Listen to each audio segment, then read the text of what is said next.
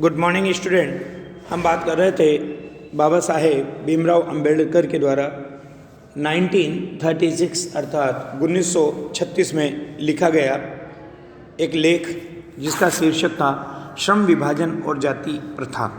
ये जाति प्रथा के आधार पर हमारे यहाँ जो श्रम विभाजन किया जाता है, इस एनिहिलेशन ऑफ कास्ट शीर्षक के नाम से लिखे गए इस लेख को ललाई सिंह यादव द्वारा हिंदी में रूपांतरित जाति पाति भेद का उच्छेद के नाम पर किया गया, जिसमें हमने बात की कि आज भी जाति प्रथा के पोषक लोग इस जाति प्रथा का कई आधारों पर समर्थन करते हुए दिखाई देते हैं।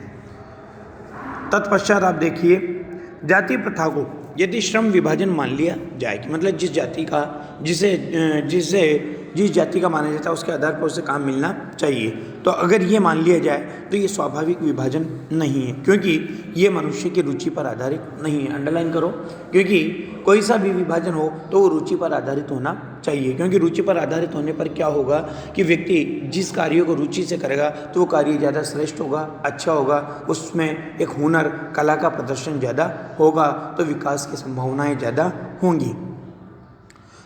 कुशल व्यक्ति या सक्षम श्रमिक समाज का निर्माण करने के लिए भी यह आवश्यक है कि हम व्यक्तियों की क्षमता इस सीमा तक विकसित करें जिससे वो अपना पेशा या कार्य का चुनाव स्वयं कर सके। आज क्या हो रहा है कि आज हम लोगों की क्षमता विकसित नहीं कर रहे हैं, इसलिए क्या हो रहा है कि जिस जाति में जन्म लिया उसे मजबूरीवश अपनी जाति का जो पैतृक व्यवसाय है उसको स्वीकार करना पड़ रहा है, वो अपना पेशा या कार्य का चुनाव स्वयं नहीं कर पा रहा है। इस सिद्धांत के विपरीत जाति प्रथा का दूसरा सिद्धांत यह है कि इससे मनुष्य के प्रशिक्षण अथवा उसकी निजी क्षमता पर विचार किए बिना, मतलब मनुष्य ने किसकी शिक्षा प्राप्त की है और उसकी स्वयं की योग्यता किस कार्य को करने में है, हम इसका विचार नहीं करते, बल्कि दूसरे दृष्टिकोण के आधार पर, जैसे कौन सा दृष्टिकोण, माता पिता का सामाजिक स्तर क्या है उसके अनुसार पहले से अथवा गर्भधारण के समय से मनुष्य का पेशा निर्धारित कर दिया जाता है कि उसने किस माँ के गर्भ से जन्म लिया, किस जाति में जन्म लिया। हम जैसे मान लीजिए, अन्यथा मत लेना मेरी बात को कोई भी, किसी ने चर्मकार के घर जन्म लिया तो हम क्या सोचते हैं ये वही व्यवसाय अपनाएगा। किसी ने हरिजन वर्ग के यहाँ जन्म लिया तो हम क्या सोचते हैं ये वही व्यवसाय करेगा। अरे भाई, जाति के आधार पर व्यवसाय क्यों?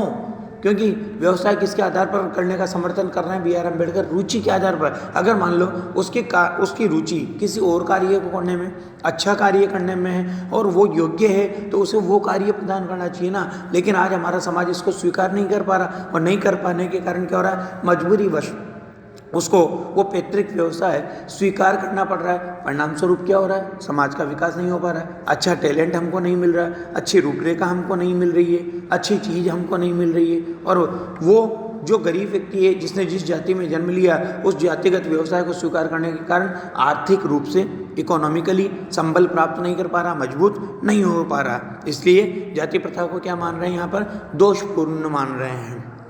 तो क्या कहा कि जाति प्रथा पेशे का दोषपूर्ण पूर्व निर्धारण ही नहीं करती। क्यों? कि जिस जाति में गर्भ धारण कर लिया तो वो निर्धारित हो गया भाई इस जाति का हो गया ये, है ना। तो पूर्व निर्धारण ही नहीं करती, बल्कि मनुष्य को जीवन भर के लिए एक पेशे में बांध भी देती है। भले ही वो पेशा अनुपयुक्त हो, अपर्याप्त होने के कारण वो भूखों मर जाए। आ गई वही बात, आर्थिक रूप से वो कमजोर बना रहता है। आधुनिक युग में यह स्थिति प्रायः आती है क्योंकि उद्योग धंधों की प्रक्रिया व तकनीक में निरंतर विकास हो रहा है और कभी कभी अकस्मात परिवर्तन भी हो रहा है, जिसके कारण क्या हो रहा है, मनुष्य को अपना पेशा बदलने की आवश्यकता पड़ सकती है, परंतु समाज नहीं चाहता कि वो बदले, तो क्या होगा, वो भूखा मरेगा, उसके रोजगार के साधन नहीं होंगे। और यदि प्रतिकूल परिस्थितियों में भी मनुष्य को अपना पेशा बदलने की स्वतंत्रता नहीं होगी तो इसके लिए क्या होगा, उसके पास भूखा मरने के अलावा और कोई चारा नहीं रह जाएगा। और हिंदू धर्म में ये जाति प्रथा ही क्या करती है, किसी भी व्यक्ति को ऐसा पेशा चुनने की अनुमति नहीं देती है जो उसका पैतृक पेशा ना हो। आ गई है वही बात, देखिए कि उसने जो जिस जाति में जन्म लिया वो वही पेशा स्वीकार करेगा, वो वही व्यवसाय स्वीकार करेगा। हिंदू धर्म इस बात को अलाउ नहीं करता कि इस जाति का व्यक्ति हमारा कार्य स्वीकार करे, भले वो उसमें पारंगत हो तब भी उसको अनुमति नहीं होती। इस प्रकार पेशा परिवर्तन की अनुमति न देकर जाति प्रथा किसको बढ़ा रही है? भारत में बेरोजगारी को बढ़ा रही है। और बेरोजगारी का एक प्रमुख वो प्रत्यक्ष कारण बनी हुई, प्रत्यक्ष यानी दिखाई दे रहा है सबको, परंतु फिर भी लोग इसको अनुभूत नहीं कर पा रहे कि हमारी बेरोजगारी का प्रमुख कारण ये बनी हुई है। इस प्रकार हम देखते हैं कि श्रम विभाजन की दृष्टि से, यानी परिश्रम का विभाजन हो, कार्य का विभाजन हो, उसकी दृष्टि से भी जाति प्रथा किससे युक्त है?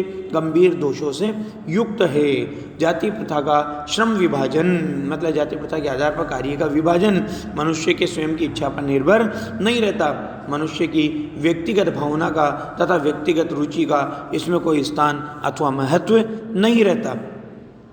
पूर्व लेख ही इसका आधार है। इस आधार पर हमें यह स्वीकार करना पड़ेगा कि आज के उद्योगों में, कि आज जो बिजनेस चल रहे हैं उन आज के उद्योगों में गरीबी और उत्पीड़न मतलब तकलीफ, पीड़ा, कष्ट, अत्याचार इतनी बड़ी समस्या नहीं है जितनी ये है कि बहुत से लोग क्या कर रहे हैं? निर्धारित कार्य को मतलब उस पैतृक व्यवसाय को अरुचि के साथ केवल किस कारण स्वीकार कर रहे हैं? विवशतावश।